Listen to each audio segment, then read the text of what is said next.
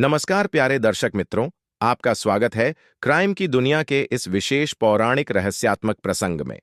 आज हम आपको एक ऐसे विषय पर जानकारी देने जा रहे हैं जो अक्सर रामायण की चर्चाओं में नहीं आता। रावण की बहन शूर्पणखा का अंत क्या हुआ था। हम सभी जानते हैं कि रावण का वध श्री राम द्वारा कर दिया गया था और लंका का राजा विभीषण बना। लेकिन रावण की बहन शूर्पणखा का क्या हुआ? क्या वह लंका में ही रही या कहीं और चली गई?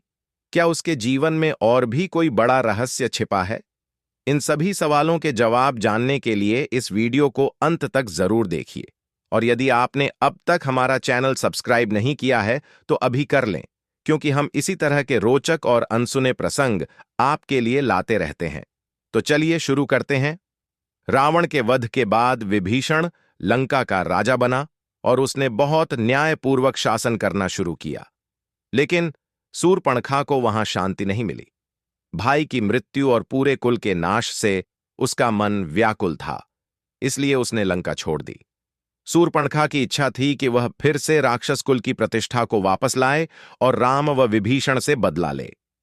इस उद्देश्य से वह निकल पड़ी दैत्य गुरु शुक्राचार्य की खोज में। कहा जाता है कि रावण की माता के आदेश पर कभी शुक्राचार्य को लंका से निष्कासित कर दिया गया था। अब वह भारत के दक्षिण में दंडकारण्य क्षेत्र में अपने पुराने आश्रम में तपस्या और शिक्षा का कार्य कर रहे थे। शूर्पणखा वहां पहुंची और शुक्राचार्य से प्रार्थना की कि वह उसे मार्ग दिखाएं जिससे वह अपनी राक्षसी जाति को फिर से शक्तिशाली बना सके। वह श्री राम और विभीषण से बदला लेना चाहती थी और इसके लिए वह किसी भी हद तक जाने को तैयार थी। लेकिन शुक्राचार्य ने साफ कह दिया, अब इस भूमि पर न कोई राजा स्वतंत्र है और न कोई शक्ति बची है जो श्री राम के विरुद्ध खड़ी हो सके। सब राजा राम के अधीन हैं, चाहे वह लंका हो, किष्किंधा हो या अयोध्या।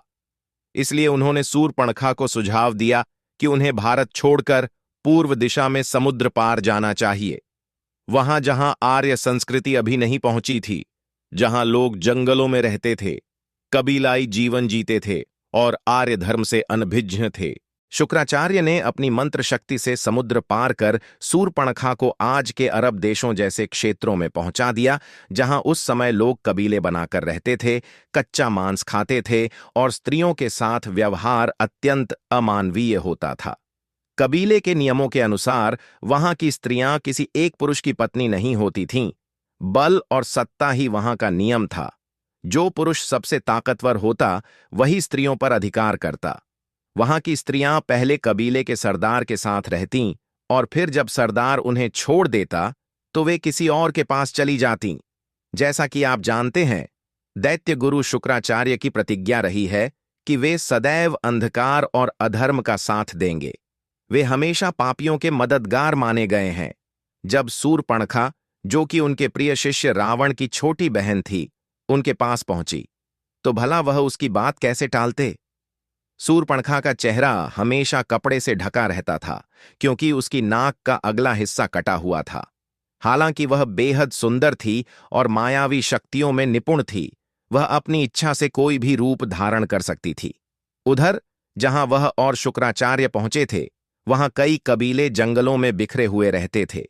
इन कबीलों के लोग जानवरों की तरह जीवन जीते थे।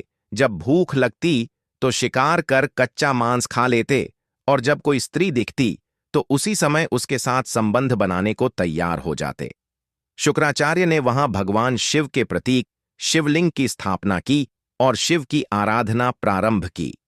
शूर्पणखा भी वहीं बैठकर शिव मंत्रों का जाप करने लगी, लेकिन बिना किसी श्रद्धा के, सिर्फ स्वार्थवश। कुछ दिनों बाद वहां से उस क्षेत्र के सबसे ताकतवर कबीले की टोली गुजरी। इस टोली का मुखिया था आदम, एक भयानक, लंबे चौड़े, हष्ट-पुष्ट शरीर वाला पुरुष। वह शेर, बाघ, हाथी और घोड़े जैसे प्राणियों से भी ज्यादा बलवान था। उसके अधीन सैकड़ों कबीले थे, लेकिन उसमें एक गंभीर दोष था। वह पशु जैसा व्यवहार करता था, कपड़े नहीं पहनता था और किसी भी स्त्री को देखकर तब तक उसे पाने की कोशिश करता जब तक उसे भोग न ले। उसकी टोली ने देखा कि एक वृद्ध पुरुष, शुक्राचार्य, यज्ञ कर रहा है और उसके सामने एक स्त्री बैठी है जिसका चेहरा ढका हुआ है। उन्हें लगा कि अगर यह स्त्री मुखिया आदम को सौंप दी जाए तो बाद में वे भी उसका भोग कर सकेंगे। यही सोचकर वे सूर्पणखा को पकड़कर आदम के पास ले गए। आदम ने सूर्पणखा को देखकर उस पर अधिकार जताया और उसके साथ संबंध की इच्छा जाहिर की। लेकिन सूर्पणखा जानती थी कि ऐसे पुरुष को कैसे वश में किया जाए। उसने अपनी माया से सबको मोहित कर दिया और आदम से कहा, जब तक तुम मुझसे विवाह नहीं करोगे मैं तुम्हारी इच्छा पूरी नहीं कर सकती, और विवाह के लिए मेरी कुछ शर्तें हैं। पिछले भागों में आपने जाना कि रावण की मृत्यु के बाद सूर्पणखा लंका छोड़कर दैत्य गुरु शुक्राचार्य के साथ समुद्र पार अरब देशों में चली गई थी, जहां उसका सामना एक शक्तिशाली कबीलों के सरदार आदम से हुआ। अब जानते हैं आगे क्या हुआ। उधर शुक्राचार्य जी ने इस विवाह को मंजूरी दे दी। एक शर्त पत्र तैयार किया गया जिसमें 2 मुख्य शर्तें थीं। एक, आदम सूर्पणखा से विवाह के बाद उसके शत्रुओं अयोध्यापति श्री राम, किष्किंधापति सुग्रीव, हनुमान और अंगद को मारकर बदला लेगा।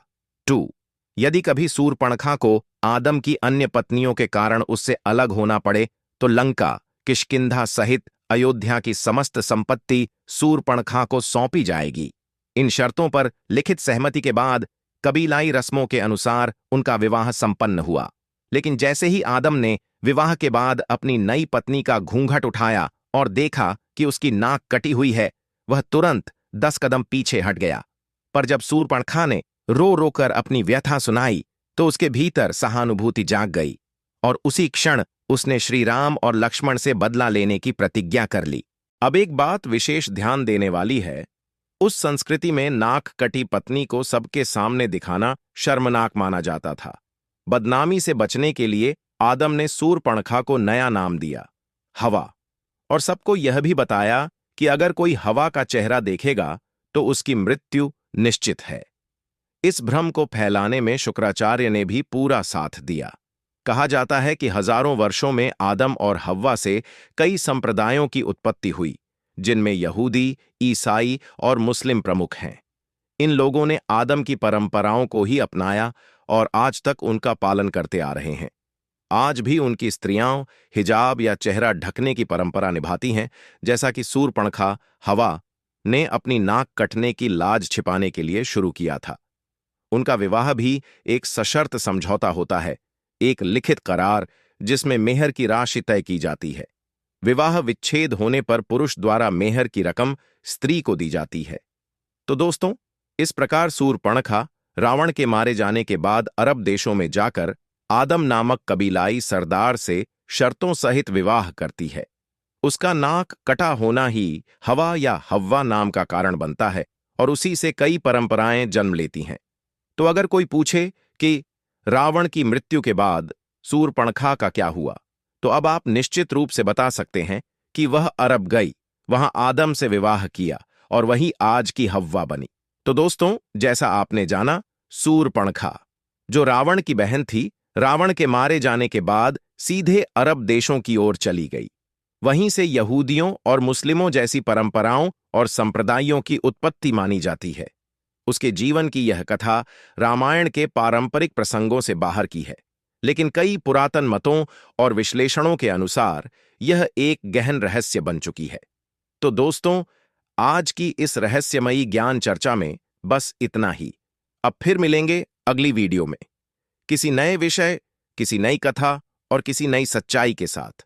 तब तक के लिए सभी सब्सक्राइबर बंधुओं और दर्शक भाइयों को जय श्री राम, जय श्री कृष्णा।